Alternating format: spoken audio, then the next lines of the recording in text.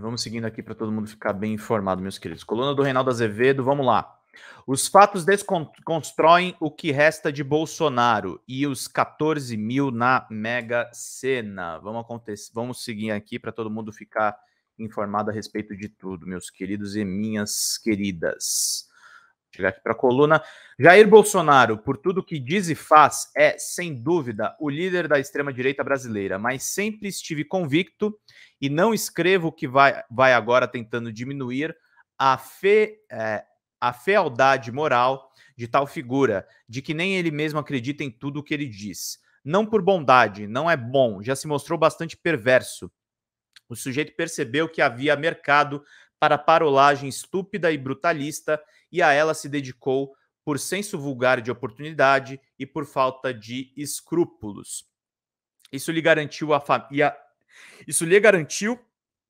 e para a família também votos, dinheiro, acúmulo de bens, etc. É claro que ele não apostava que pudesse chegar tão longe. Isso só aconteceu com a cortesia da Lava Jato e do pedaço da imprensa que puxou o saco da oposição. Pistoleiros da Força Tarefa, note-se, ainda estão por aí, disfarçados de jornalistas. Adiante.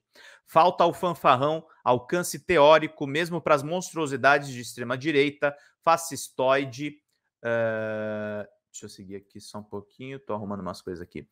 Fascistoide que o tem mais como símbolo do que como guia. Parece gostar mais de dinheiro do que de ideologia, e esta é só um instrumento para obter aquele. E sempre foi assim. A ficha de informações sobre o seu desempenho no Exército... Espera só um pouquinho.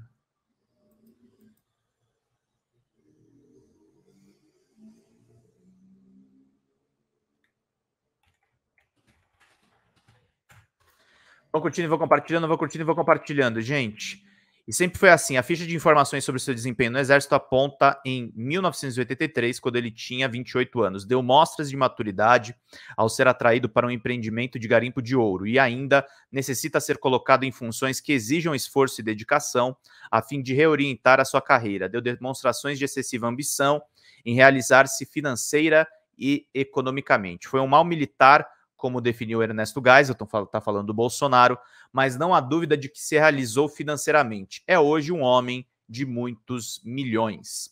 Uma vez no cargo, é evidente que ele se organizou para dar um golpe de Estado. É possível que tivesse em mente alguma prefiguração reacionária, mas ela pode ter contado menos com seu escancarado oportunismo. Ocorre que aquele tenente ambicioso constatou que a presidência lhe oferecia um escudo da inimputabilidade quase absoluta, e aí se fazia necessário afastar os empecilhos que poderiam apeá-lo do poder. Não deu certo, mas observem, o homem nunca se descuidou do caixa. Mesmo quando simulava estar apenas numa cruzada moral e patriótica, um dado particular sempre me entregou. Aproximou-se dos evangélicos linha dura. Falava em nome dos valores das correntes menos arejadas de uma miríade de denominações que se querem cristãs, mas nunca se declarou um convertido. Como não parece ser alguém particularmente afeito a relevâncias teológicas e ao cultivo espiritual, seu vocabulário, mesmo na chefia do governo, era assombroso. Infiro que resistiu à conversão porque esta lhe imporia alguma disciplina. Pinguem superchat, gente. Faltam R$30 aí de contribuições. É claro que há os que levam a sério a fé, mas também não raro que os mercadores do divino mostrem suas garras na vida pública. Mesmo a heterodoxia cristã, em que se dá a mercância, pareceu disciplina excessiva para o mito, que não consegue nem mesmo simular alguma contenção. Mega Sena, como sabem, apontei desde sempre que estava mal contada a história dos 17,2 milhões que ele recebeu via Pix. A justificativa dos fanáticos é que seus partidários resolveram lhe fazer doações para pagar multas judiciais. Como a chave de sua conta só foi divulgada no dia 23 de junho e como aquele valor fabuloso teria que ser depositado no primeiro semestre, até 4 de julho, observei o óbvio. Então as doações teriam sido feitas em meros 12 dias. Pode até ser, mas só um tonto não desconfia. Mas ele passou 3 dos 6 meses homiciado, desculpem, em Orlando. Agora sabemos que o COAF, o Conselho de Controle de Atividades Financeiras, aponta que muitas operações foram consideradas atípicas, com doações de centavos, sim, até de 1 centavo. Observei aqui há tempos que seria preciso investigar se o Pix não estaria sendo usado para lavagem de dinheiro. Como se fizeram de 760 mil operações, parecia razoável a aposta de que a justiça não iria quebrar o sigilo de toda essa gente. E permanece a minha questão: quanto dinheiro entrou na conta antes da divulgação da chave? Já se sabe que o chefe do clã repassou dinheiro para familiares. Nesta segunda, ele mesmo alegou ter gastado mais ou menos 17 mil, se não me engano. E pasmem, em jogos da Mega Sena. E tudo teria sido feito na lotérica de um sobrinho. Disse depois na rede social que destinou 14.268 às apostas. E se explicou assim: eu jogo na Mega Sena, eu estou em casa, eu ligo para ele, o sobrinho, e digo, repete o número. Se vocês pegarem os valores de 17 Pix, 1 a 1, são múltiplos dos jogos de 7 dezenas da Mega Sena. Agora está a 35 o jogo de 7 números. Vão curtindo e vão compartilhando, vão curtindo e vão compartilhando, vão curtindo e vão compartilhando para todo mundo ficar por dentro de tudo, meus queridos. Estamos com R$20 de superchats, 200 curtidas, vamos chegar em 300 curtidas, que é muito importante para o crescimento do canal, meus queridos e minhas queridas, para que todos fiquem aqui,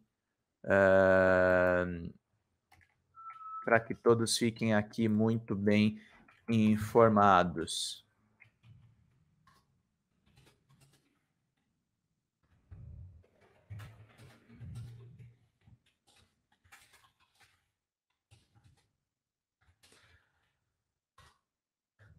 Vão curtindo e vão compartilhando para todo mundo ficar por dentro de tudo. Vamos lá. Mais um pouco ele emula um famoso anão do orçamento. Pesquisem e ainda tenta nos convencer que a dinheirama que desfruta deriva de loterias. Ainda que fosse essa toda a verdade, eu me pergunto que tipo de gente teve satisfação em doar um dinheiro a um líder que estaria sendo perseguido para que esse confesse ter torrado mais de 14 mil jogando na Mega Sena. Eis o grande líder da direita, da extrema direita, né, Reinaldo? Vocação para muambeiro. Também se sabe que o tenente-coronel Mauro Cid, o onipresente, resolveu passar nos cobres um Rolex com diamantes que o chefe ganhou do rei da Arábia Saudita. Pediu 60 mil pelo brinquedo, 60 mil dólares. Não há uma terceira opção. Se o presente era pessoal, deveria ter sido recolhido o imposto quando entrou no país com objeto. Aí teria cometido o crime de sonegação. Mesmo sendo um mimo ao chefe de Estado do Brasil, tentou vender em proveito de um bem público. Estão caracterizados os crimes de peculato e de desvio. Tínhamos no comando do país alguém que se comportava como um muambeiro de artigos de luxo.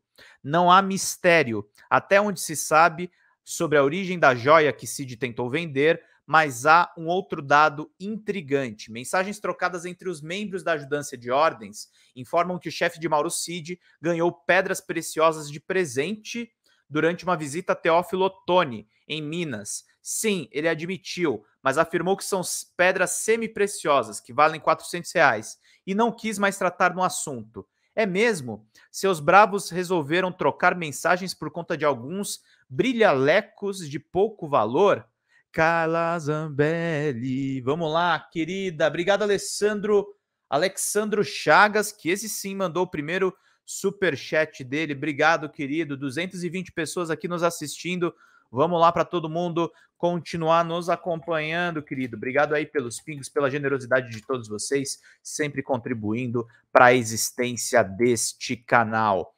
A não estupraria porque não merece, o não estupraria porque não merece, também viu explodir o caso Carla Zambelli.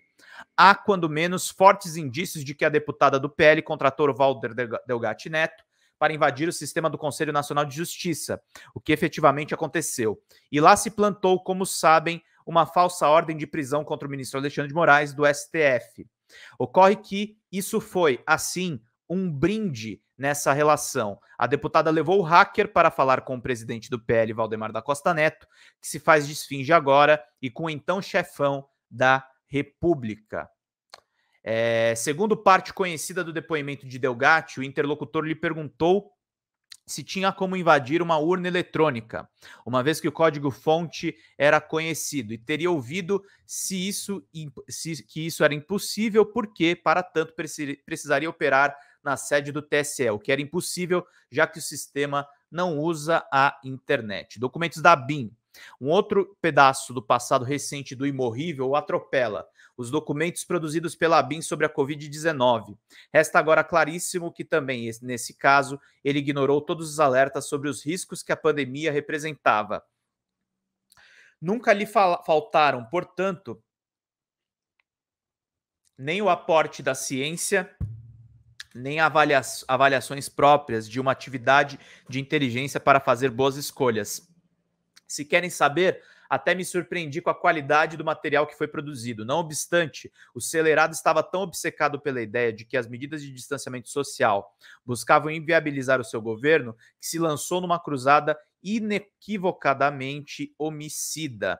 Os alertas que o bom conhecimento científico fez aquele que deveria comandar a cruzada contra a doença lhe foram reiterados em linguagem de inteligência. Mesmo assim, ele escolheu o caminho que nos levava à terra dos mortos. Ao fazê-lo, cometeu uma penca de crimes. Concluo: Bolsonaro assumiu uma persona política compatível com seu senso moral e seu padrão ético, ambos muito relaxados. Não dispõe nem mesmo de uma utopia regressiva, porque esta faria supor alguma vida intelectual ativa, ainda que para pensar coisas detestáveis. O Pix de 17 milhões, as supostas apostas de mais de 14 mil da Mega Sena, o escândalo das joias, a tentativa de passar nos cobres o Rolex, a conversa com o hacker para saber se era possível invadir a urna, as provas de que ignorou também os alertas da ABIN em sua guerra insana contra os fatos, em sua aposta na necropolítica, o conjunto demonstra, enfim, um período de desastre e de danação.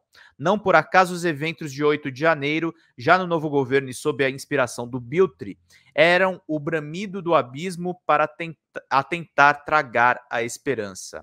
Ele tem que pagar por tudo o que ele fez de acordo com as regras do jogo.